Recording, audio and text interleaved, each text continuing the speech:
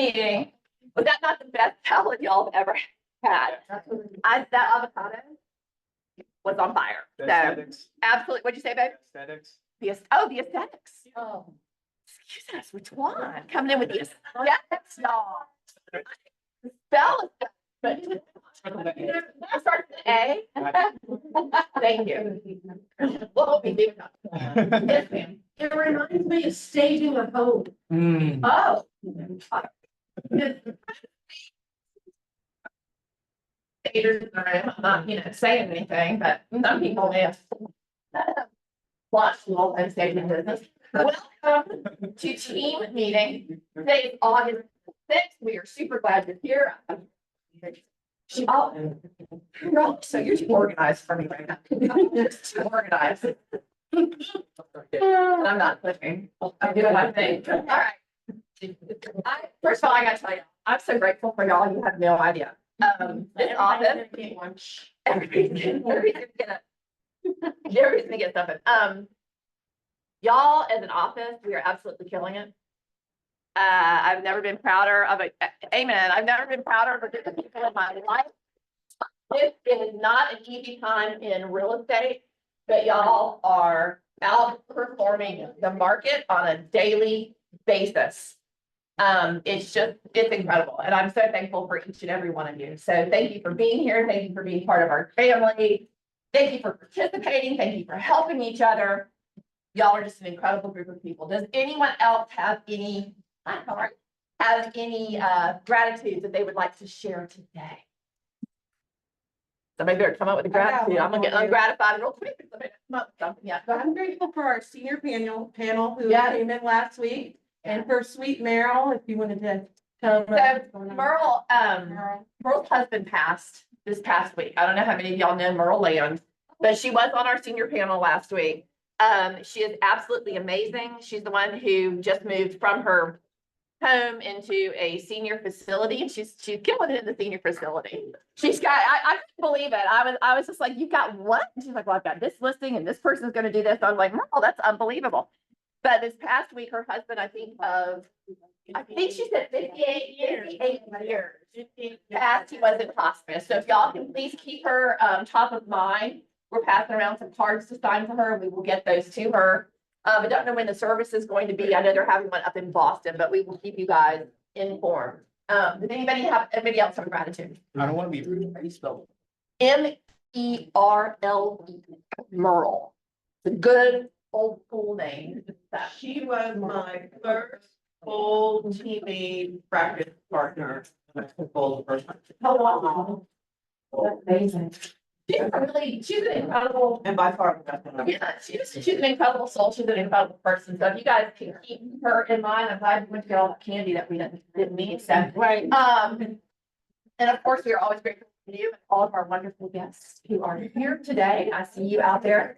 We want to thank Ensign Building Solutions for lunch. Ryan and James, if you guys want to come on up and tell us. Thank you. I think the uses is the mustard seed. Is that- Yeah. Mustard seed catering. Excellent. She has cards out. Cards out there. Yeah, you got those cards. Guys.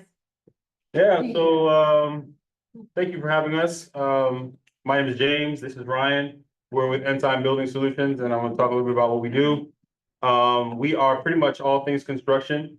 We focus on specialty services in the area of mold, water, fire restoration. So anything water damage related, fire damage related, mold damage, from water intrusion, we handle that as far as remediation. We also do indoor air quality as well too. So with radon mitigation, we can do inspections for you, testing, and then we can also provide you a quote for installing a radon mitigation system. And we also obviously will do the installation. Ryan here is one of our inspectors. I'm gonna let him talk about what he does.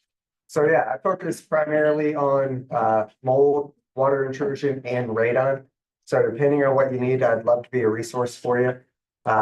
Each house is completely different. So whenever you give me a call, I'll go out, come up with an inspection, take a ton of photos, take a ton of readings, and come up with a scope of work that's unique to the home itself. And if possible, I try to give some options as well, and then know if you're either on the seller side or the buyer side, knowing the sensitivity to some of those things. But there's a number of different factors to keep in mind with any house, like if there's a crawl space, if it's encapsulated, if it's just got a vapor barrier. If there's other factors to go on, but yeah, love to help you. And we know what kind of time it is right now, where it's very important to have a reliable resource on your side, especially when you're working with your clients, and we want to be a reliable resource for you guys. Everything we do to the highest quality. That's kind of what sets us apart different. The people that we send out to your homes is going to be certified in mold, certified in radon. That's kind of one of the things that is a distinguisher for us. And like I said, we're gonna do everything to the highest capacity, highest quality of our industry standards. So we want to be able to just kind of help you guys with all those things, construction related. Also, too, I forgot to mention, we also do renovations as well. So anything, even punch list items, if you have certain things that just need to be kind of like patched up or things like that, we can do those items.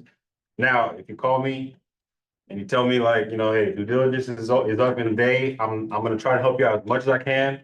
But the most advanced notice would be the best, for us to get you guys, an accurate estimate and to mobilize our team to get out there and do what you gotta do for you. So, yeah. Only other thing I'm gonna say is with the heat and humidity right now, I have been doing a number of inspections for homes and they've got the HVAC systems completely turned off. Please don't do that. Mold needs the right temperature, the right amount of relative humidity and a food source to grow. So whatever you can do to minimize those opportunities, it's going to limit the damage that can take place. But ever have any questions? Love to help you out. I've got some cards. If you don't have a card, just raise your hand. And Any I can get that questions? for you. Yes. Signing in, I'm signing a card and I'm asking a question. Get it, girl. We're not. Okay, do you do anything with odor removal? So odors are one of the tougher things to be able to get rid of. Yep. So we can do a couple of different processes, but yeah, it is, odors are some of the toughest things to absolutely get rid of. You oftentimes have to go down to the framing material and build back up at that part, but not always. There are some things that we Is can the do. carpet still in that? What's on the floor in the one that? Are you talking about one in particular? I'm talking about pet odors. Just, so we're talking like already have carpet and all that, okay. I got an ozone machine from Amazon. Yep.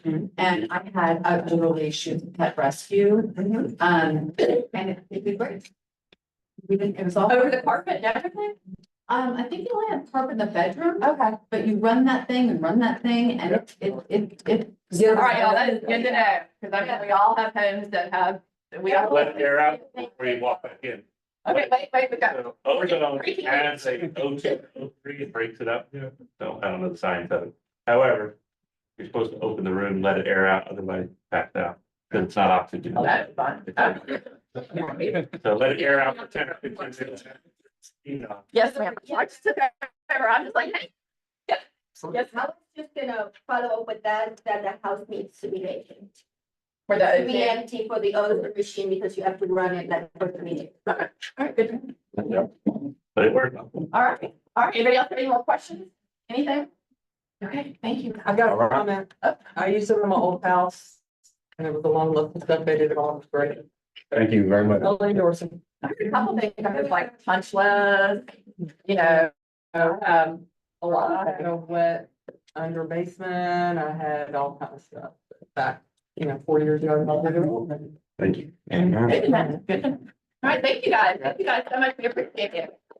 We appreciate you very much. All right, Alliance Partners. Good morning, everybody. Good morning, Honorable Mortgage. What did the rates do? Went down. Look it again, should go. Never again. It's whatever innovations you. I don't know how to do this, but bear with me. We're gonna go over very quickly. They did plummet. Why did they plummet? The job reports. Understanding how a 0.5% difference in rate, which is what we got, right, net. Now, first time home buyers, like I had a gentleman 3 weeks ago, He's under first time homebuyer program. He was 6.99. I quoted him on Sunday, 6 and an 8.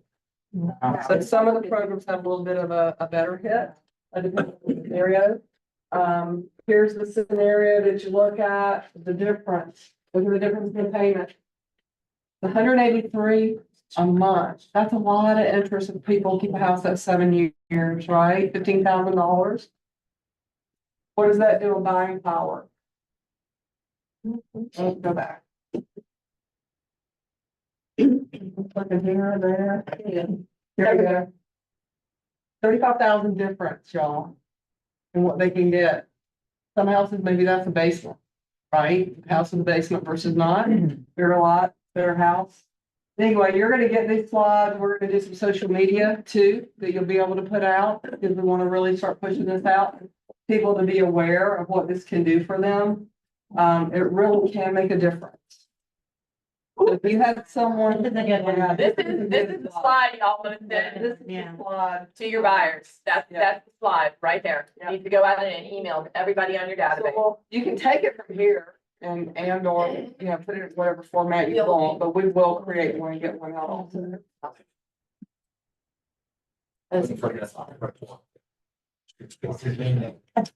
I'm not gonna read it, you'll be able to read it. Here we go. Thank you so much. Again, That is get perfect. your buyers to go back to Lunder if they kind of needed to be in a little different price range. Maybe we can get them in that price range or more comfortable with the payment. You know, it's a good touch for y'all to do right now. Thank you for that. Yep, that's why needs to get everybody in your database, all your buyers that are sitting on the fence. Now's the time to do it. I saw our friend, where is she? There she is. That's like Blue Day, everybody's got on. Hello, everybody. I'm Bye. Kern Schwartz with O'Kelly and Sorahan. Make a camp next week. Our event is Monday night at Cafe Blue, 7:00. It's always a good party. The most common questions that I get are, what do I do? Have a couple that's going through a divorce or got divorced. Or it's an estate. I'm gonna talk about estates today. You can always call me with these questions. This is the caveat. Everyone is a little bit different. But the first thing that you're gonna wanna do, if it's husband and wife on title, let's say that the wife passes away, right, is look, we're gonna look at their deed. If they're joint tenants with right of survivorship, it passes outside of their estate. For the most part, that's usually what we see if they've bought in the 2000s. If it's somebody's parents, they've been on title for, since the 1980s, probably not a joint tenancy situation. So if they have died within the last 3 years and they're not joint tenants, their estate's going to need to be probated. So the questions that we want to ask are, number one, did they have a will? Okay, if they did, then that whoever's appointed executor in the will needs to be legally appointed by the probate court, and that's a probate petition. Petition to probate the will in Fulton County, you can expect about 90 days for that to happen. If they didn't have a will, it's an administration, and someone needs to file. Usually it's, in case of the parents, it's usually one of the kids. Everybody needs to sign off on it, and appoint the administrator. Okay, so that's the person that's legally going to sign all of these documents. If they need help and do not have already an attorney to help, you can file a petition in probate court on your own. A lot of people do it that way, and that's okay. But if they don't have an attorney and they need some help with doing that, we have a whole trust and estates department.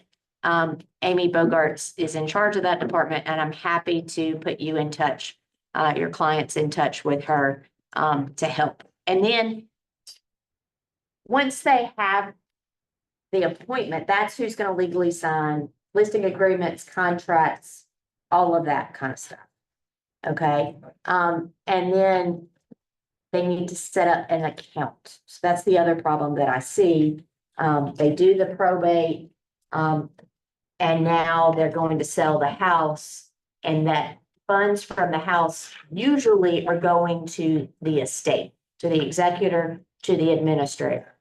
I got this question, already this morning, where in the will, the house was given to the kids, and the kids want to sell the house.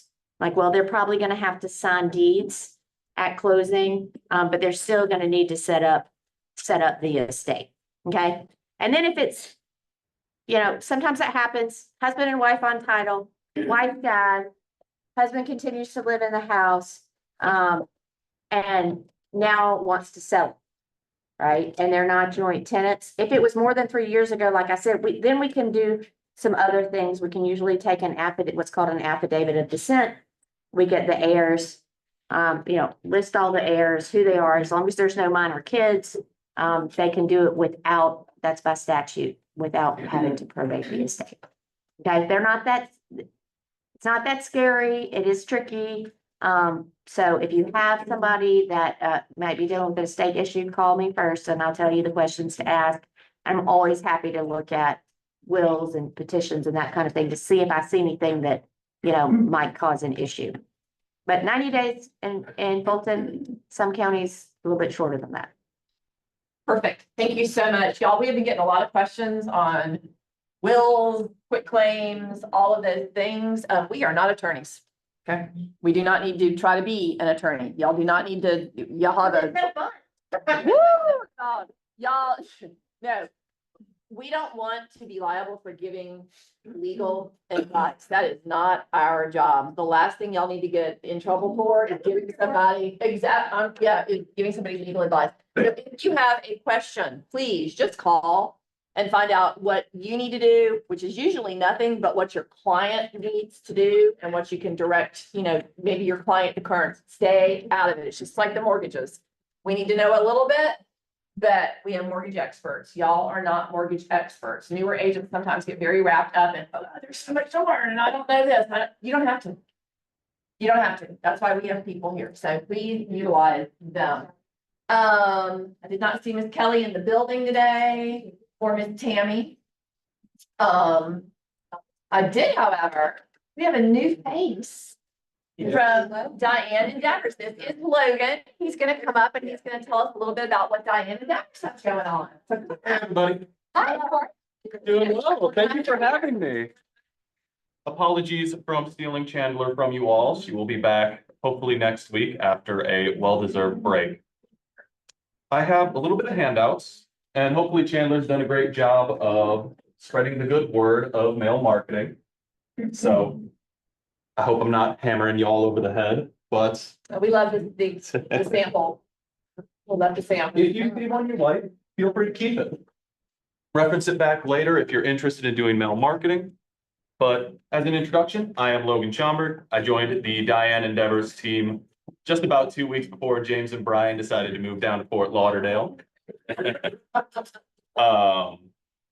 But in those 5 months, I have found that one of the biggest hurdles for us is making sure people know everything we do. Mail marketing, hopefully y'all have heard about that.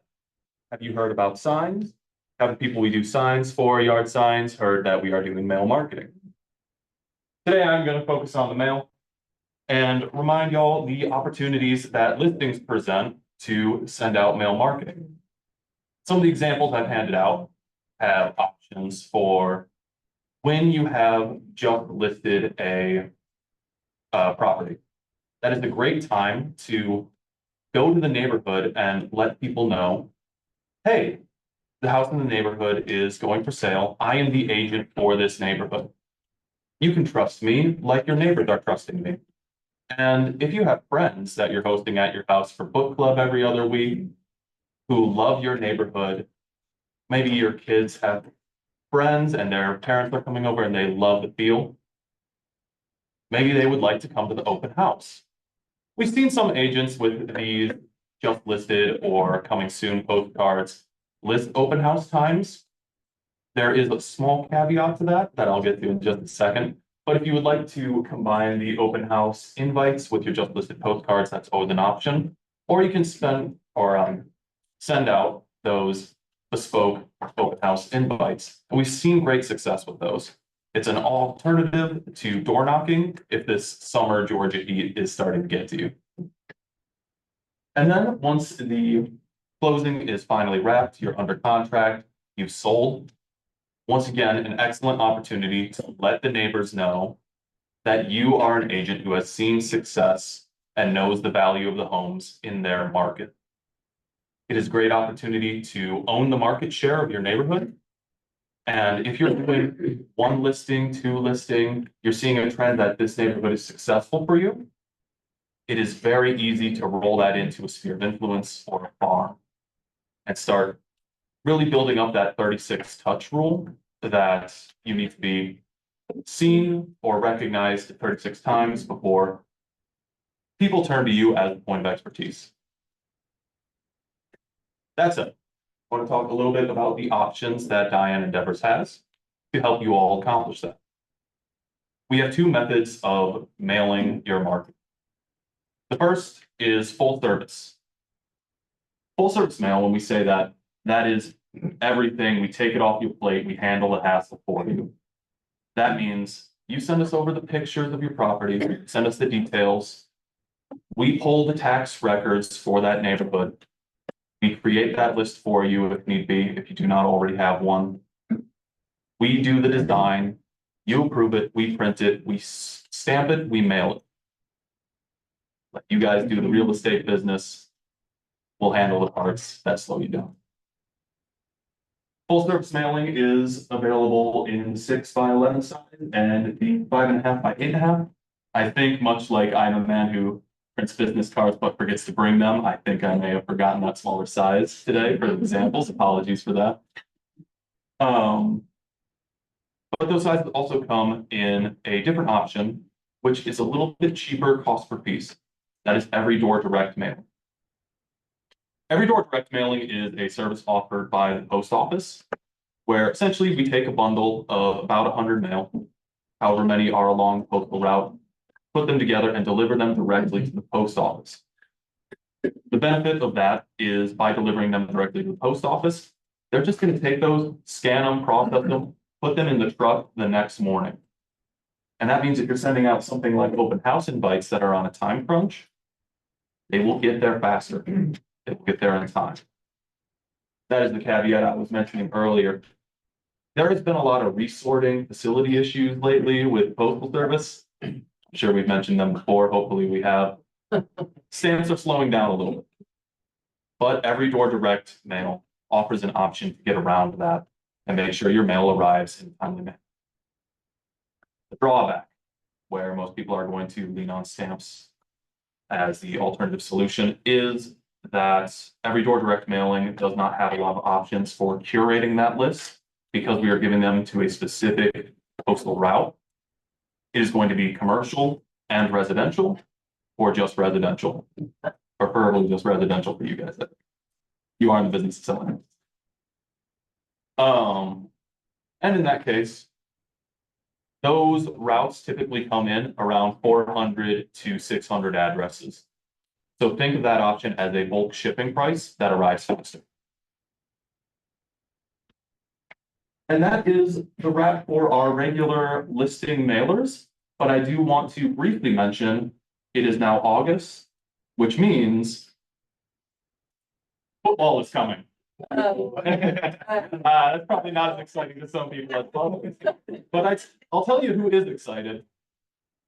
Your potential clients who you could send a magnetized SEC football schedule to.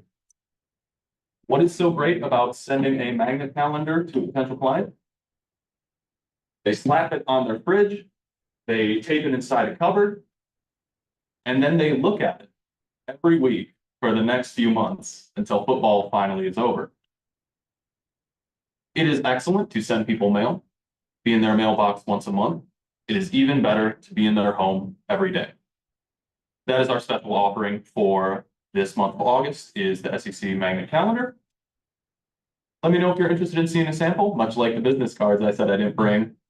I forgot those as well. Apologies. Feel free to reach.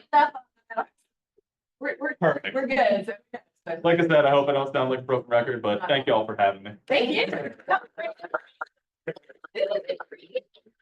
This right here, this every yard direct mail is intriguing. So I think that might be worth looking into, because I'm always using first class and bulk. First class goes and gets there, bulk, you drop it off and you send up a Hail Mary, but this may be something like a hybrid. So that might be something to explore for us. So thank you for bringing that to us. TCM, 3 cards from Merle that everybody signed, or does anybody need to sign? I mean, Pam needs to sign. And you over here, okay, over here. Thank you. Postcards, thanks, Deb. Anybody see postcards? All right, TSP property management, information is right here. Every week we do tools to run your business. Raven, our remarkable Raven, had a fantastic idea, and she's like, you mention it every week, but you don't really get down into it. So Raven is going to cover one per week very quickly for us. We have tools that we are not utilizing. All right, you're paying for them every month and we're not utilizing them. Maybe it's because we don't really understand what they do. So we're gonna try to every month just give you a little hint on what they do, so that maybe we can start. Y'all. There he was. You all That find means surprises out here. Was anybody here for the 70s party last week? The photos were on the. The whole vibe was amazing. It was fantastic. So I'll just leave these up here if anybody needs inspiration. all right, guys, I'm gonna cover this real quickly so that we can get on to our speaker for today. But if you want to pull out your phone, and I am watching, so pull your phones out. We're catching you on camera if you're not pulling out. How many people have utilized kwroswelltraining.com for past training videos? I see some hands here. How many people don't have their account set up on it yet? It's okay if you don't. It's all right, right? We're gonna go over today. So if you would all go to kwroswelltraining.com on your phones. And I'm just gonna show you really quickly how to set up your account. So you're gonna go to kwroswelltraining.com. Once you're on here, is everybody on KW Roswell Training? You're gonna click agent information. And if you've never signed in before, you're gonna click create an account. You'll fill out your information on here. You don't have to put in your phone number. You can use any email you would like to, and it's gonna send you a link to set up your password. Then the next time you go to the KW Roswell Training website, you'll be able to click agent information, sign in, and every single class we've had here recorded will be on that list, including contract how-tos from our mentors, right? You signed in and you, or do you know you're? How do you say it? I have a feeling she's not doing it on purpose because she. Yeah, let's try this. But I want y'all to see, and it's grouped. So when you get on there, first of all, if you've never been on there before, don't worry about it. It's incredible. The training that's on there is absolutely incredible. And Pam to the rescue. That's all right. I'm pulling it up from the. Thank you, Pam. Right now. I was just thanking her earlier for how much she helps us during the week and on WhatsApp and everything that Pam does. Pam is incredible, but Pam's amazing. But everything y'all ever need to know about anything is gonna be on roswelltraining.com. So if you haven't been there. Yep, and once you've created your account, you'll sign in on here. And then you'll see this great list of videos on here from the new ABAD, right? Pay at close forms, Georgia Ladies Group policies, cash flow club, in case you want to get into real estate investing. You have our team meetings on here, right? And then if you scroll to the bottom, there's listing, lead gen classes, buyer classes, contracts. Andy's and Leslie's 36 touch program that made them a mega team, right? And then you have some how-to videos, including Susan Corley filling out all the contracts for you and showing you how to fill those out. So if y'all have not been on there, how many, this is the first time you've seen us? Anybody? All right. Thank you, Logan. Thank you, Logan. Thank you for being honest. This is a great resource. So when y'all get that urge at 11 o'clock at night to write a contract and you're looking at my cell phone number and you're thinking, go here first, okay? And it doesn't help you do the call. So, Yeah, great command and DocuSign resources as well, including how to send your contracts to your clients through DocuSign. thanks, Sam. Thank you, Raven. Thank you, thank you, thank you. All right, now we gotta run through, we have a lot of classes coming up. So this is a call every day of the week, except for Tuesdays.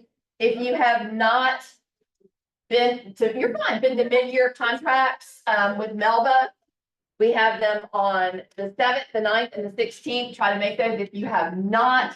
Mega Agent Camp, and I know I'm flying through this because we have a special guest that we want to make sure that we get to. This guy is really excited. What is he so excited about?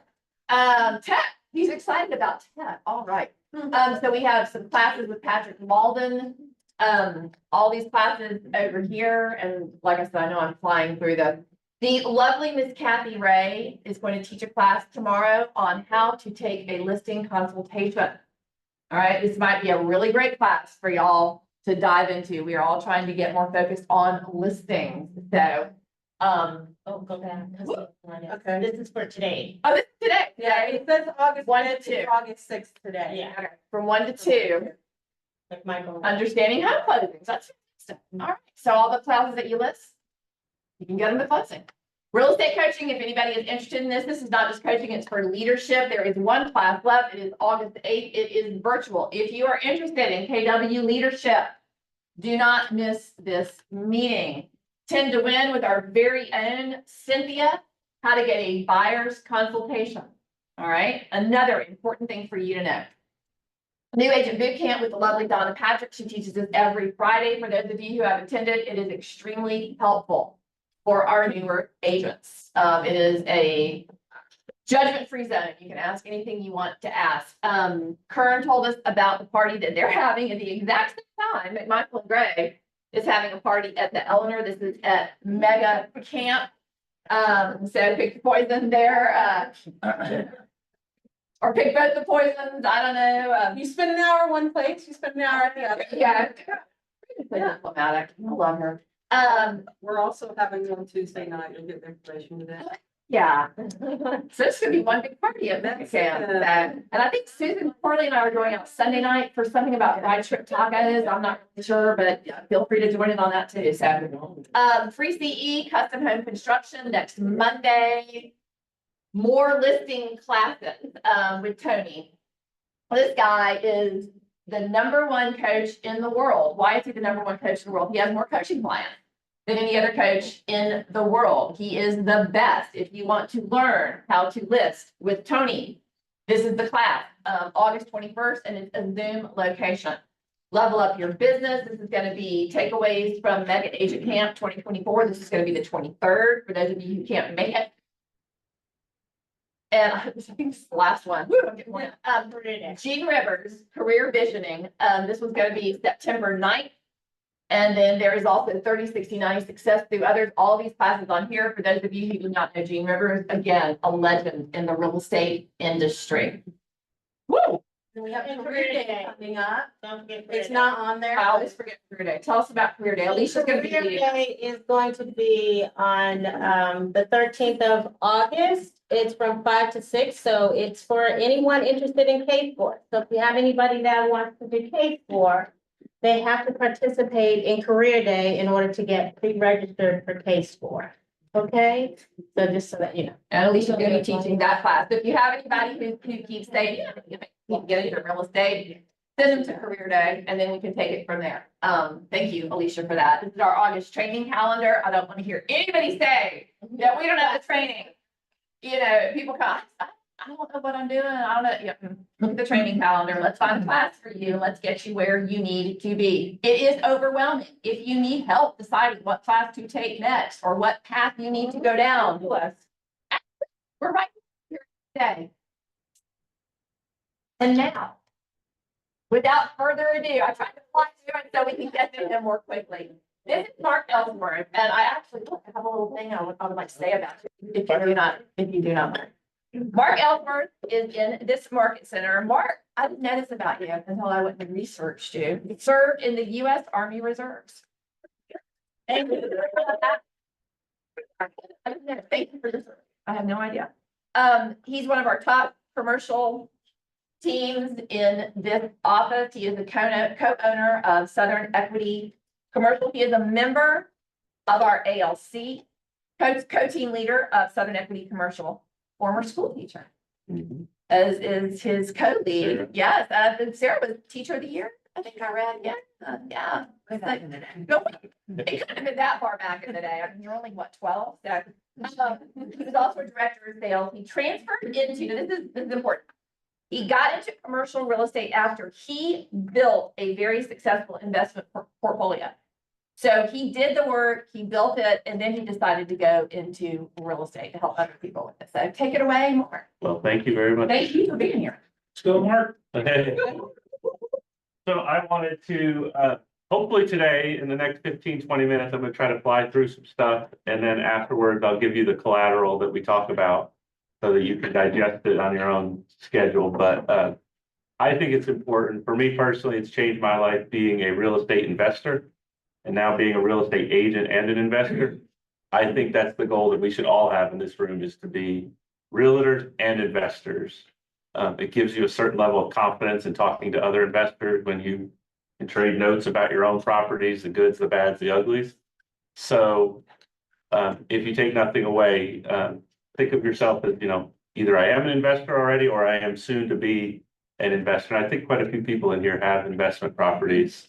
I know that several of people here that I've spoken to, both residential and or commercial. So we're going to touch a little bit on both.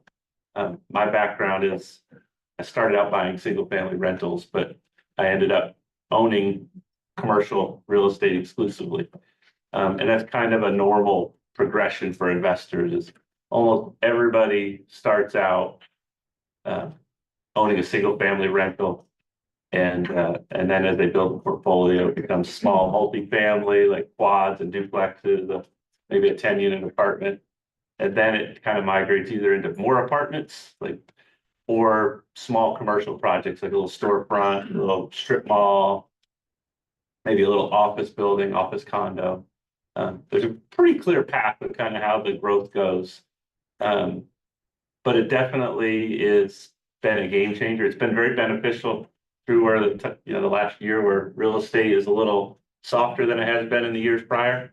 Having that monthly cash flow from the real estate has been a real blessing. So creating those additional income streams, I think, is very important. And then we're going to talk a little bit about how you could do that if you don't have the money today to go put a down payment on a property.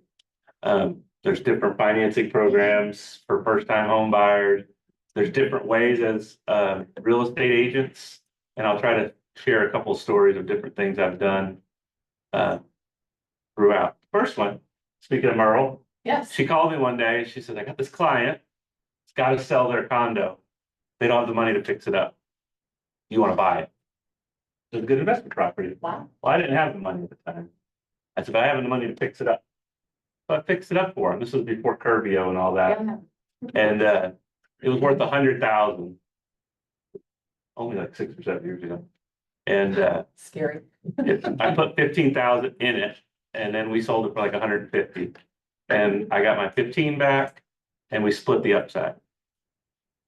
And we wrote a contract so that it was all legit, but I didn't have the money to take it down. I did have experience that he didn't have, and I was able to add value that way. I'm not encouraging everyone to do that, but it was just top of mind thinking of Merle. She called me, and ways to put creative deals. Yeah. So we will dive in. Each of you has this little cheat sheet. I'm also going to circulate via email these are my golden nuggets that I've used over and over for years and years. And I also have 2 calculators that I use that our team has used, Sarah and Catherine, the rest of us, to look at a deal to quickly determine if it passes the smell test. So we have what we call the quick and dirty. You plug in the rent, the typical operating expenses, the debt service. It gives you a ratio. It's a go or a no-go. It's not a perfect scenario, but it's enough to weed out a lot of other things quickly. So we'll share that with you via email. It's an Excel file. Keep it on your desktop. Use it to look at if you've got clients that are wanting to underwrite a deal, last thing you want to do is send them a deal. And it doesn't make financial sense, because that's gonna make you look bad. So this helps you sort through it quickly. The other spreadsheet, a little more complex, it's our underwriting tool. And it gives you a 5-year, this is an example of what it looks like. It takes a little bit of time to fill in, but ultimately you're filling in the light blue. And it'll give you a more detailed analysis of still a go, no go, but it's gonna show you if it's likely to get approved by a lender, if it's got the right debt coverage. It's also gonna tell you what it's likely to appreciate over 5 years, how much debt will be paid off over 5 years, and then it gives you kind of the calculated return. Most investors look at kind of a 5-year hold as kind of a way to compare properties if you're looking at investment. Mark, excuse me for interrupting. How do they do they need to sign this We sheet? need your email address Yeah. on the sign-in sheet, so. Okay, So make sure you want me to send it around again? Yeah. Yes. Yes. Sorry, go ahead. No, it's fine. And then you'll get a digital copy of all these calculators that are exclusive for Mark and his. Y'all, Yeah. wow, everybody's naming all. I know, right? I always use this as an example. Sarah brought this to me, 3 or 4 years ago? Yeah. It was owned by a gentleman, a doctor. He had it for years and years, never did anything with it. It's up and coming. And I bought this give you the full story. I sold a house that I bought 20 years before. That had $300,000 equity in it. That was my down payment. I did a 1031 exchange, bought this building for 1.2. It was full to here and empty to there. We put a dance studio in the end. And this property is now full with leases way into the future. And it produces $8,000 a month of cash flow after debt service. Wow. You could use $8,000 a month in your pocket, right? God, Sarah, God. It was paid for, I'll say this, I want to be very clear about this. It was paid for with a house 20 years ago, a $35,000 down payment. 20 years ago. We bought this. I think my wife and I were just engaged. We bought the house over in Smyrna. We said, well, this will pay for the kids' college if we ever get married and have kids. Lo and behold, off to school they go. The first one's out the door this month. So the plan worked. But it started out with a small house. So I always show you kind of the progression. Housing. How many people have a rental property? Do you mind sharing? Okay, quite a few of you. There are several rules of thumb. They're not finite. And they're increasingly, some of them are difficult to achieve. One of my quick litmus tests is, can I get 1% of the purchase price in rent every month? So for $100,000 house, what would you need to get in rent to see $1,000? First of all, you can't find $100,000 house. But what that tells me is when people say, I want to buy an investment property, would you go into, Alpharetta and buy an $800,000 house and get $4,000 a month rent? No, that wouldn't pass that 1% rule. So what I'm showing people today, I don't do houses, but when I tell them where to go look, I'm looking in the outer suburbs. Out by Douglasville or the next community past Douglasville. There, it's a much closer possibility of getting to that 1% rule. We're going up above Kennesaw, kind of towards Bucky's and towards Chattanooga. Cartersville and all those Calhoun. People don't know where Calhoun is, but everybody knows where the Bucky's exit is. There, I had a friend of mine bought a house. He had over 100 inquiries to rent the house. He paid $179 for it. Put it up for, had over 100 people inquire to rent that house In Calhoun? in Calhoun. Wow. They're building factories left, right, and center out there, battery factories, solar power. There's no housing. It's just not enough out there. And the Rivian, I'm gonna say it wrong, is it Rivian? Rivian is out the other way on Not the I-20. other way. Okay, so Also that the might be, same thing. I was gonna say, that might be good as well. I think he got the 1% rule. I think he's getting set. He felt bad because he met the tenant and he said, well, I did 1,600. But he realized the market was for like 1,800. So he gave him a good deal. But yeah, so that was closer to the 1% rule. And so areas that are growing, where there's expansion, where there's factories, where kind of in that path of progress, not in what's already developed, but remember you're buying this for 5 years, 10 years, 20 years. I think as agents, we all know where the path of progress is going to be. So kind of pick a lane and say, you know, I'm not gonna buy in Lawrenceville, but I may buy out in Grayson or whatever you also kind of want to remember that you don't have to see it every day. If you manage it yourself, you're probably only gonna see these properties once a month, once a quarter. Good schools, always want to have, if it's a single family home, you want to have at least 2 bathrooms. Drives the value of the rent up. If you do go out of these outer markets and happen to be able to get near a hardware store, all the better. The last thing you want to be doing is fixing something up yourself and realize you're missing a box of screws and it's an hour drive to get back to the store to pick up what you forgot. But these little things help. If you're gonna go further out, maybe have a property manager. They typically charge 5 to 7% of the gross rent. But if you can be hands-off and focus on your core business and have a professional collecting the rent, I actually encourage that because having managed myself and used management, it's very easy to get roped in if you're a landlord to the boo-hoo of your tenant. You know, not to be unsympathetic, but if you have 12 tenants and they all happen to have a bad day and you listen to every one of their stories, you're having a bad day, I can promise you. So it's always nice to have that degree of separation between you and the tenant. And a property manager, an assistant, it is actually very helpful. Commercial, so that's residential, looking in these outer areas. Commercial is location, where's stuff happening? I like the outer suburbs as well, the small downtowns that we all see that used to be antique stores and law offices are now, you know, distilleries and breweries and cool restaurants. When you see that starting to happen in a little downtown, you know that things are starting to percolate, and that might be a good area to look for, you know, some commercial property that could be the storefront, those strip mall, things like that. And then the other things, because we're bouncing around so much, we may see something that's a really cool. They took this gas station, like we have the Pure Pizza place here in Roswell, right?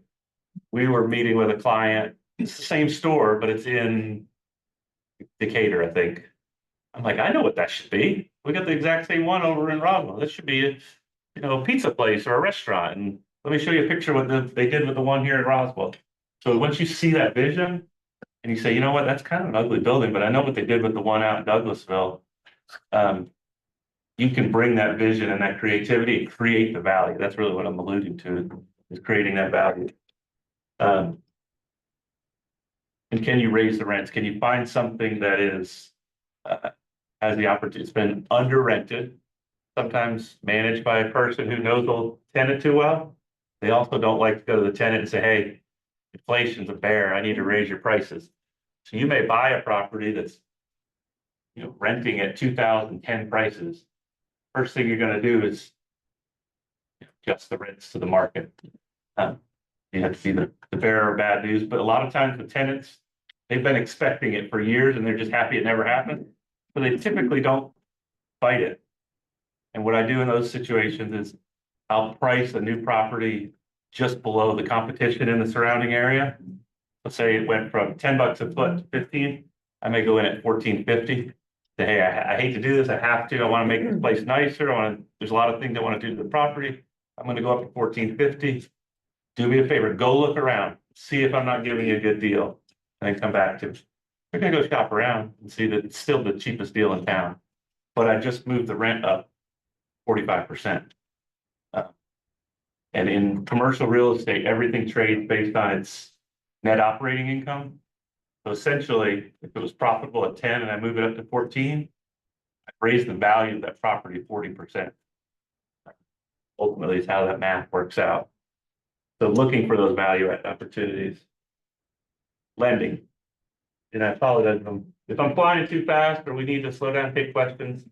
And Mark, they'll get a copy of this too, once they send you their email as well. But I'll collect it off the spreadsheet and send it out. How's that? So they don't have to, that way I'm not fielding multiple inbounds. Lending. obviously lending is a tight environment. You have to have your stuff together. What I encourage my clients to do, I would encourage you as to encourage your clients as well, but in your own investments. I've built a Dropbox folder for myself, and I've got the tax returns from the last probably 12 years now, just all stacked there. They also are gonna want what's called a personal financial statement, which says, what do you have? What do you owe? What's your 401k? Do you have life insurance? There's generic boilerplate ones that you can find all over the internet. But if you have that at the ready, I talked to a banker one time and he said, I could pretty much tell if an investor is prepared because I asked him this question. Can you send me your tax returns for the last 2 years and your personal financial statement? If the first thing they say is, what's a personal financial statement? He's like, that's already my first red flag that maybe we're not getting there. So I update my personal financial statement, taxes are always there, so that a lender can say, I can tell them, give me 5 minutes, I'll have it in your inbox. But I'll update the personal financial statement also in that same folder, so I can see, the hard work of over years. Like I went back 7 years ago, the personal financial statement would look much different. So it's kind of a little, it's nice to have for yourself as well. But if you send a lender, and you can use this for your clients, say you find them an investment property, you say, here's their tax return, here's a personal financial statement, here's a 5-year projection of the rent for the property that we're under contract to buy. You're gonna look pretty sharp in front of the lender, would that be helpful information? Yeah, I mean, everyone's gonna ask for it. I mean, we do loans without tax returns. But getting those to the lender so they can analyze it, again, commercial buildings, that's commercial bank, lenders. Investment property we can do, and we can do it without tax returns. On, certain non-QM programs, but we like to start with the tax returns. Because you may think you don't qualify with tax returns, but with rental income on the property you're about to buy, if you're experienced, again, analysis from us to determine what's the best way to get you the best rate Right. and lowest down payment. And the other thing that lenders are gonna wanna see in that kind of conversation is, how am I gonna get paid back, right? If you're gonna be an investor, how am I gonna get paid back? We're all 1099 employees. We're like the worst ones that lenders really wanna see. They wanna see that W-2 with 18 years of history. But they're gonna ask, give me 3 ways I can get, they're not gonna directly say this, but this is what they're really trying to figure out. How am I gonna get paid back if I give you the money? Well, here's the asset, here's the rent roll. You have to be able to answer the question 3 times in a commercial lending kind of world. The rent roll is X, the debt is Y, there's enough money left over. They want to see at least some profit at the bottom. It's gotta be 20% profit at the bottom. That's the debt coverage ratio. Well, what if they don't pay rent? Well, my spouse has a job, or I have this much money in savings, I can cover okay, well, what if you chew through all your savings? Well, I have a 401k I can make an early withdrawal from. I have different sources. If you can answer 3 ways that the bank's gonna get repaid, they're more than likely to be supportive of giving you the loan for your investment property. But if you strike out and say, I don't know, I'm just hoping they pay that rent, you're likely gonna have a harder time. And I will say that in investment lending, loan officers, and then there's the underwriting team.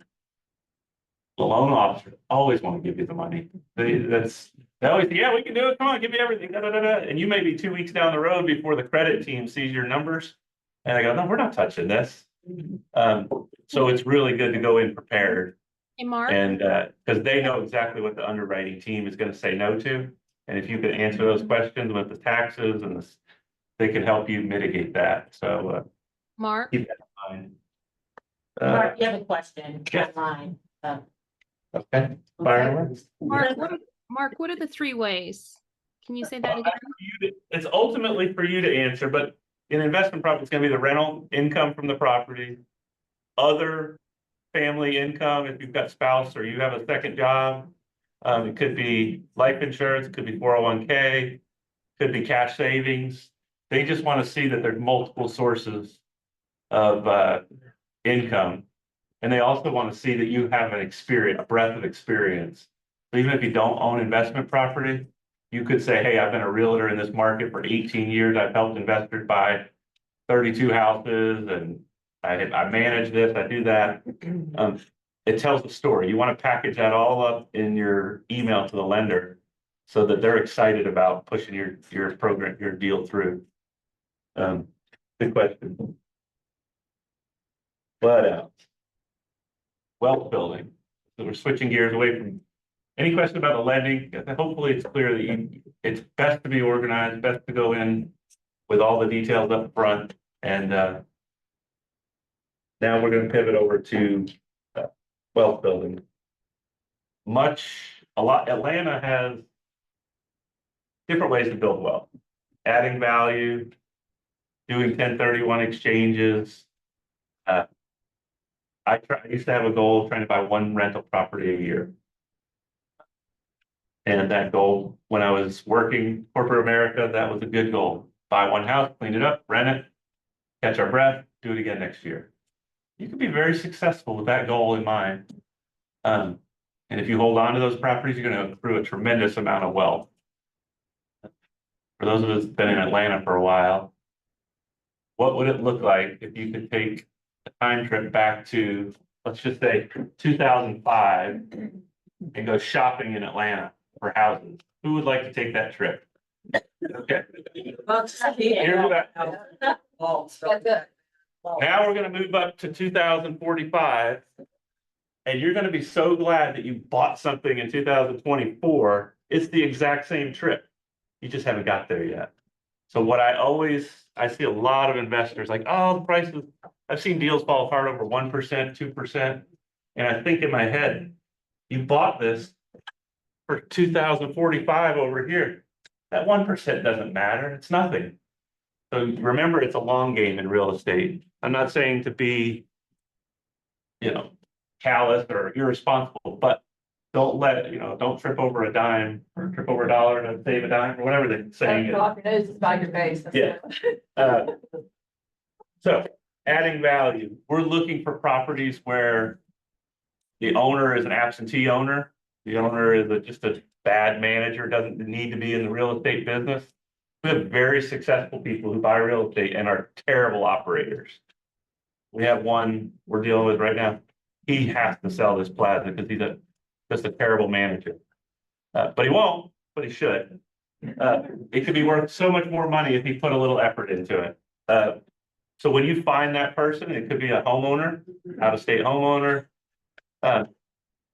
Talk to them about the story behind the story. Like, why do you keep this property in Georgia? Why don't you let it go and let me help you turn this into cash? You can go buy something that's a little easier to manage. So we're looking for those where there's an opportunity, because those have opportunities to raise the rent, do some value add and create some instant equity.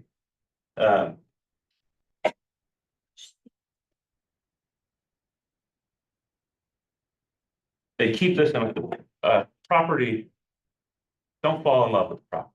What I mean by that is, unless you're living in it, don't worry too much about it. I mean, make it nice, make it clean, safe, presentable, something you can be proud of.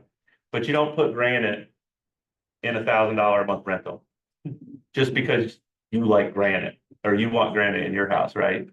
So you got to keep everything priced to the budget that you're renting at. And that's one good way of not getting caught up in overspending on the renovation budget. This paint, typically won't offend anybody. It may not be your favorite paint color, but it won't offend somebody who's renting your property, because they're going to be happy to have your property for, and it may be a slightly newer color, who knows? But you want to do these renovations as cost effective as possible. Be willing to let go of the property. Remember, it serves a purpose. So we had that house that we talked about at the beginning. It was over in Smyrna. It had fulfilled its purpose. I had all this equity tied up in that. It was only like a $1,500 a month rental, but I had close to $400,000 equity in it, which was more valuable to me. Well, that 400,000, 300 something thousand allowed me to put a down payment on a much bigger asset. So now I was able to trade up and create more cash flow. So remember that property kind of has a role to play. You may buy something and 5 years from now, it's time to move on from it. You don't have to hold the property forever. Especially if you've got a long game that you're playing. Does that make sense? Does everybody know how to look up a property to see what potential rental income is for one of their investor clients? I don't know if they still put a Zillow estimate or if I want to know I've done this a few times. You may have like a professional way. Okay. That's what I'm asking. I don't know. This is a little sneaky. Post an ad on Craigslist for a house, 3-bedroom, 2-bath in Calhoun at $2,200. Okay, maybe it's the house you want to buy. If the phone doesn't ring, it's overpriced. Lower to $2,100. Phone still didn't ring. Change it to 2,000. Ring, ring, ring, ring, ring. There's the market. Yeah, so I was just thinking, like 2-bedroom, 2-bath house, Woodstock, Georgia, and see what pops up. You can see what everybody else is listing for. It's the same way. That's about us, yeah. But they don't have that many. Not every rental meter is good. Reno meter? Okay, yeah. Commercial property is a little different. It's got, it trades a different format. Commercial's a little bit different. You've got, trades by the square foot rather than the house. So that, but LoopNet's a good example. It's still on Craigslist. You can find stuff in commercial to get some comparable. Reach out to us. The part that I want to pivot to in our last 5 minutes is finding deals. So how do we find deals? And how do we know what is a deal? Always be looking. You may not be in a position to buy today or later this year. But when you are in a position, you want to be able to sniff out a deal fast because when a deal hits the market, I can promise you it's going to be gone quickly. So I'm always looking at deals, even if I'm not buying, so that it jumps off the page at me the minute I am in a buying position, right? So always be doing deals. I would challenge you to underwrite 2 or 3 deals a month using these spreadsheets that you're going to get. And then you'll know, wait a minute, that looks a lot cheaper than the stuff out in Douglasville I have been seeing. I'm going to dive deeper on that one. And you focus your attention because you've seen deals come and go. Set up some reports. Obviously, FMLS, you can do all sorts of reports. LoopNet has the same ability. There's a website called Crexi, CR, Commercial Real Estate Exchange Incorporated. I don't know. Crexi. You can set up reports for any type of commercial property, multifamily, office, condos. And if something hits the market, it's going to show up in your inbox, and that doesn't cost anything. Each of us, good question? Oh, yes. So do you use any website that has like featured news? Cause like what I do is like I try to find news that like, oh, they're building a Trader Joe's there, or like with the 2026 World Cup, they're gonna build out the West End. So like, is there any like future news that you use? I have business, I can't remember what it is, it comes to mind. I'll look and get it. It's like Business Now. It's like all the headlines for Metro Atlanta. This is getting built and that's going on. Atlanta Business Chronicle. Atlanta Business Chronicle is good. You can just scroll their headline. I encourage my team to scroll the headline and pick one. And then scroll all the headlines every morning when you're checking and pick one article to zoom in on. Like Microsoft's building a 2 million square foot data center in the city of South Fulton. I had a great conversation with a guy from out of state. He said, oh, well, that's going to change everything. I might need to start looking at investments in South Fulton. Yeah, maybe, but I literally had about 30 seconds of, investment into that. But I sounded like an expert. I was like, yeah, I'll shoot you the article. We can talk more about it later.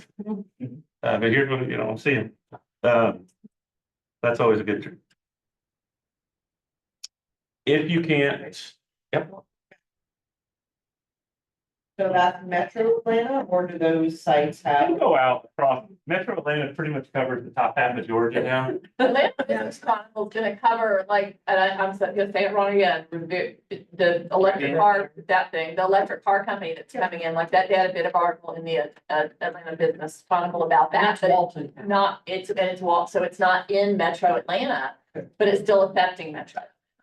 So, And signing up for the email list for your Chamber of Commerce for your area too. So you can see when small businesses are opening, because that will give you an idea of, oh, this area is getting a little busier.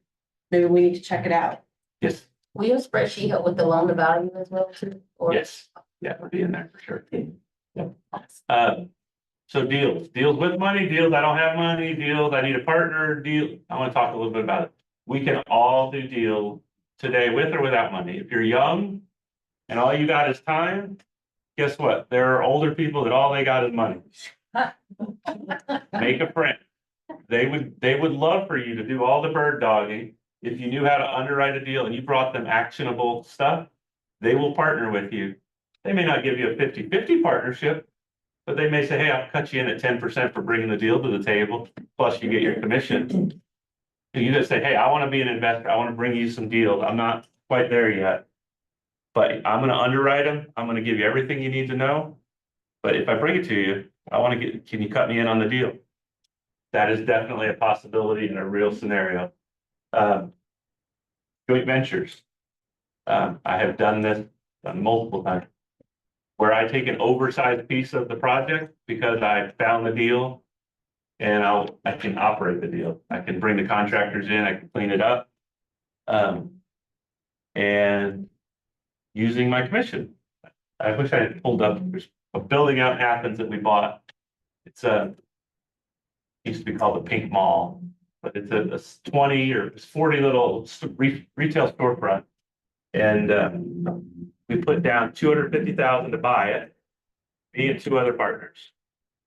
The one partner was a busy corporate guy, so he put in 150. He's like, I don't have time for it. Here's some money. You do what you do. I put in 50, another partner put in 50. Well, the commission, I'd already capped, my commission was 33,000. It was $1 million something, it was like right at $1 million purchase. So I'm in that deal for 17,000 like real dollars. I mean, it's 50,000 real dollars, but 17 that actually came above and beyond. And it's now worth like $2 million and I own a third of it. So I didn't have the money at the time, but I found the deal, I underwrote the deal. I found the guy that had the money and voila. So that's very doable. And the good deal yes. Just, would you recommend something like a REIT for somebody who's just, you know, they don't have a lot of money, but they want to start getting into it? I've never put money in a REIT, so I don't know if I'm qualified to give an opinion. I feel, because we're realtors and we're in Atlanta. Yeah. That we should be sniffing out every deal that's on the market. If you look at Atlanta compared to, tell me when I'm done with time, but Chicago, would you say Atlanta is an equal size, not equal size, but equal compared to Chicago, New York, LA, San Diego? We're all big cities, right? We're a third of the price. Our real estate is essentially 1/3 the cost of all those other cities. And we're growing. And we're growing like crazy. So this is over soon, but anything you buy in Atlanta right now, 20 years from now, it's gonna look really cheap. We have money flooding in from every other country around the world where inflation, you think our inflation bad, places like Venezuela or other countries, it's ridiculous. Turkey, we have investors. Eyes are on Atlanta. And that's only gonna put more and more demand into Metro Atlanta. And then I say that, so it's not just local competition that we're up against, right? We're looking at international buyers, all sorts of folks. So being able to underwrite a deal, sniff it out and act quickly, lock it up quickly, get it under contract. Sometimes you have to sort out the details after you've got it under contract. You try to wait it out, kind of like the feeding frenzy. A few years ago, and but you want to be able to sniff out it, constantly looking at deals. So the right one, when it rises up, you're like, wow, everything in that neighborhood traded at 200,000 and this one just hit. for 150. You wouldn't know that 150 was a deal if you hadn't seen 3 at 200,000. Does that make sense? That's why underwriting 3 deals a month is a good strategy to just get a comprehensive view of the market. And then I would say, as far as setting a goal, I had a goal to do that. I wanted to get to $10,000 a month in cash flow. And that my original plan was just buy houses until I did that, so I could retire at 45. But we were buying on 15-year mortgages, didn't need the cash flow, so we were just like, let's get them paid off. But the plan changed. We were able to say, hey, we can do better than that if we unlock this equity. But I say what my point is, have a goal, share that goal with somebody. That's when you start getting a little bit of accountability going. Like, you tell somebody, you tell me, tell a colleague, like, hey, I'm hoping to buy my first investment property by the end of the year. I'm gonna ask you, at least whenever I see you in the hall or at the coffee, like, how's it going? You getting close? That puts you in that motion, gets that momentum going. And I have seen lots of people, hundreds, probably thousands over the last 10 years that said, I want to buy a house, I want to buy a house. But they're always waiting for some piece out in the future to line up. And once I'm waiting for it to crash. It's gonna be 2008 again. I'm waiting for the rates to drop. All these excuses that don't, that the stars will never line up perfectly because they've been in alignment for the last 50 years in Metro Atlanta. You just didn't realize it. Right? There's no better star. If you bought something today and it cash flowed and interest rates 7.5% and rates dropped 5%, well, refinance. Right? You've also driven the price up just for the interest rates coming down. The price of your asset that you bought is going to be higher. And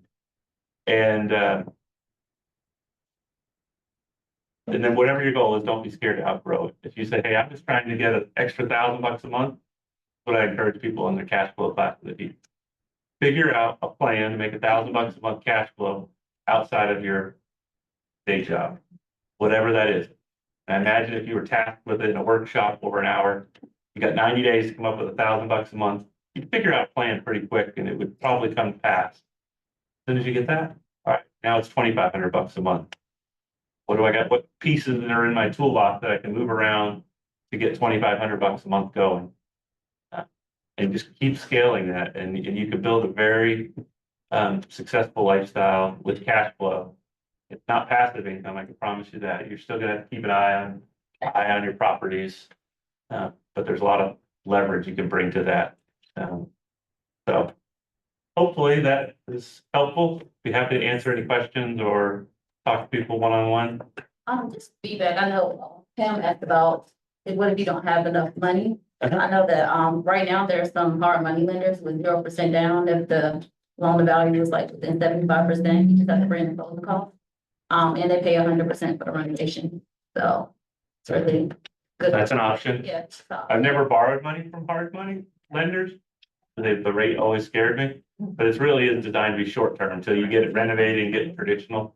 I've used property numbers a few times, and as long as you can stay in that short-term window and you Right. Gotta know your game. Yes, ma'am. I was gonna ask about, do you think it's more ideal for you to kind of JV partner with someone versus you know, or like, what's your preference from your experience? I would JV. I would say you should. Only because I buy for long term. I don't really intend to sell anything unless I can unlock some. There's a rule. Let's say you buy a house for 150,000. It goes up to 300,000 over 10 years. You go back, rates drop, you can refinance and put 225 debt on the property. They give you a check, right? You're gonna get a check back because you only owe maybe 140 on it. That's tax-free money. So some people their entire portfolio is buy it, hold it, refinance it, take out the cash, go buy more with the cash. And they just keep recycling the debt on that property. And so that's a great way to enter and buy. That's why I do, rather than flips, I do buy and hold the long term. That's my first. What is cash flow? Tell me about cash flow. I'm just, the class that you teach. It's just a deeper dive into how to get from $1,000 to $2,500 to $5,000 a month of It's more blocking and tackling. We did a very surface level, but I think I've done that with Aubrey a couple You have, times. yep. They actually go over the underwriting, the funding spreadsheets and everything like that. Yeah, That'd be a great class for anybody to. I would be happy to do that. And if, one more, yes, I was gonna say that, if you're into duplexes, Marquia has two listed, they're next to each other, you could have both, or you can have one, and you want to start a third, let's say. I love that. And they're rented, and good rent. there you go. That's a good teammate right there. I would say a buyer is in this room for that property. I would say. I would say they're looking around this room, there's probably a couple of handfuls of people that have the down payment, sitting in a high yield savings, just waiting to try and jump, but maybe aren't quite ready to jump, or I'm gonna wait until the rates drop a little further. It's time to Be at the first step. If somebody is like, oh, okay, this is good. What's gonna be their first step? Is it gonna be to talk to Kathy? Is it gonna be to get their stuff together? if What's I gonna be had- their first say step? it's a couple $100,000, Yeah. I'm ready to make a move. Yeah, I'm gonna make sure my taxes are organized. okay. I'm gonna make sure, if I don't have my 2023 taxes completed, I'm gonna have a letter of extension stamped and ready to go. Okay. I'm gonna get a pre-approval letter from a lender. Going to, let's just use those duplexes. I'm gonna underwrite it to make sure the debt coverage is at least 1.2 Your spreadsheet. using the spreadsheet. And if it checks out, and I can see a path on those buildings where I can increase the rent further, or I can do things to add more value, then I might make a run at it. Ultimately, or I might say to somebody else who lives in that neighborhood that's in this room, say, hey, let's do 60-40. You keep an eye on the property, you collect the rent, you do this, I'll put up a little bit more of the money. Like that, we'll split it 50-50. There's lots of attorneys that can draw up a joint venture agreement that shows, all the goods and bads that can come from partnering with somebody. It could be a joint venture with one of your clients that says, you know what, I'd like to take my home and make it a rental property, go purchase another, it's a joint venture with them. I mean, there's a lot of scenarios. Yeah, let's be creative. I mean, if you think, if there's something you want to do and you're thinking, oh, I can do this, but Mhm. cash it, put it on paper. And there are ways to, he's giving you a ton of ideas. There are ways to figure things out. We And can. you have in your database, just this is my shameless plug. If you have clients that have lots of money tied up in rental properties, they may be corporate, moved around, they've got a house in Seattle, they got one in Texas, and they just want to simplify things. Help them do that. Give them a referral partner out in Texas to sell the house, the one there. Now they got a bucket of money to come to Atlanta and buy either apartments or more stuff locally. There's a lot of creative ways to do that. If they want to purchase a rental home and or take their primary residence as rental, before they list the home and they want equity out, you take the equity out before you list the home, okay? So equity line or refinance, before they list the home with you, before they get their plan together, make sure lenders talk through all the what if scenarios. Pam, did you have? I just want to say, you had mentioned 1031, and I know what it is, but you might want to give a broad overview. Yeah, so anytime you make money, make $1, and you have a cost base and capital gain, you owe the government taxes. If it's short term or long term, tax rate is slightly different. Real estate has this provision called a 1031 exchange. So the house that I bought for 135,000 20 years ago sold for 400 something thousand.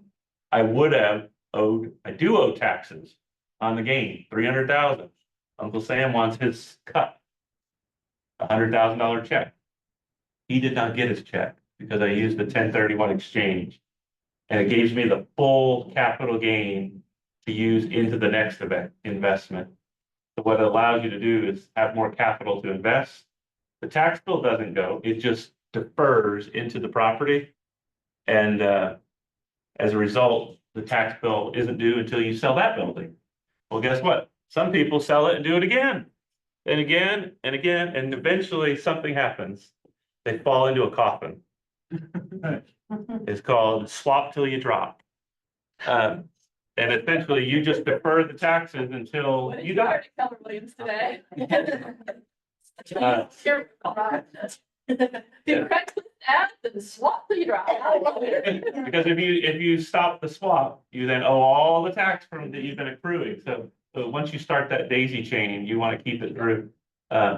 But it's there's nothing illegal or these are the rules that were created by the IRS. So when you know what they are, you can start to use them to your advantage. And you can go from residential to commercial and vice versa. Yes, it's just investment property, right? And I have seen people, here's a good example, guy had a 10-unit apartment complex, him and his brother owned. Had about $1 million of equity in it, in North Carolina. They turned around and sold it. 1031, guess what they bought? Two identical houses on the beach. Investment, 1031 exchange. They rented it for 2 years. Then they said, you know what? We should live next to each other. I'm gonna move into it. They made it their personal property. What happens if you have a property that you lived in 2 of the last 5 years? You don't pay taxes. Voila. The taxes all went away on the sale of their apartment back in North Carolina.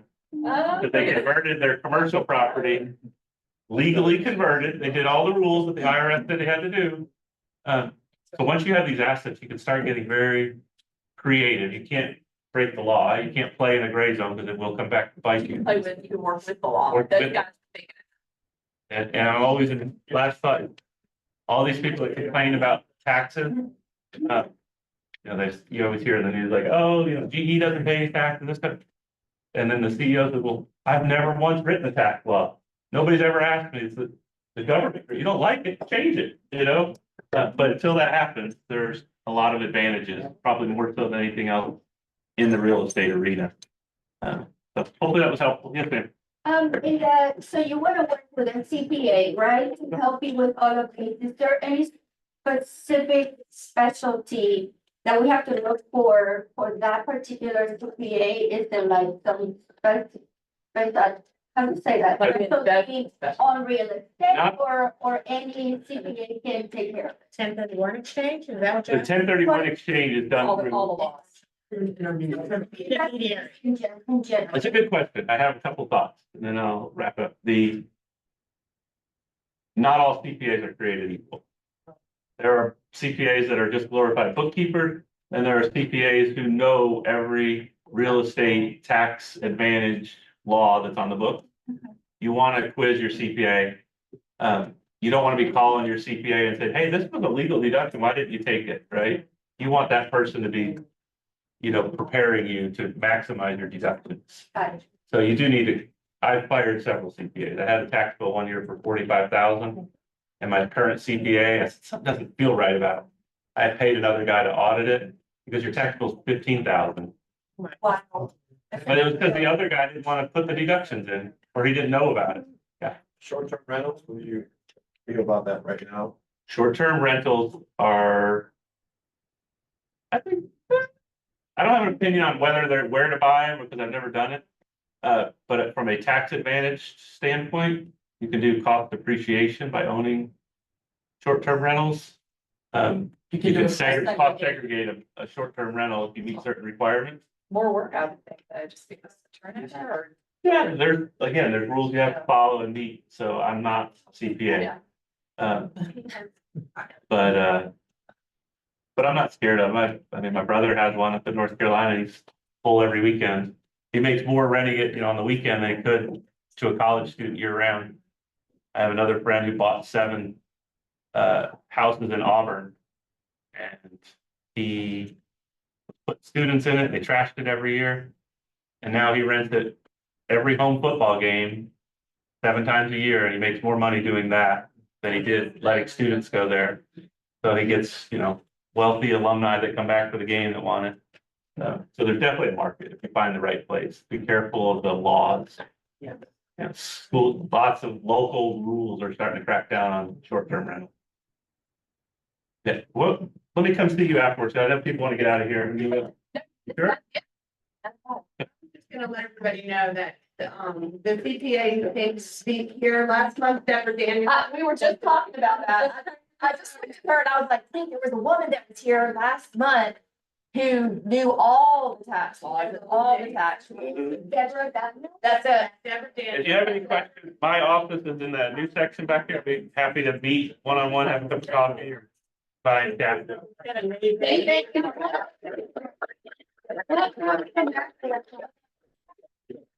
How good was that, y'all? I mean, everybody's like, first, but I just.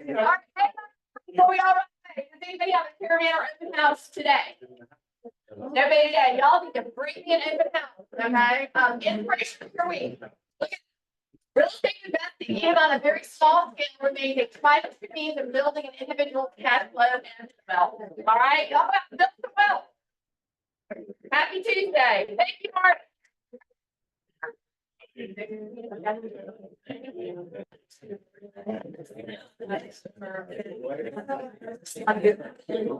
Flyer out today. You know.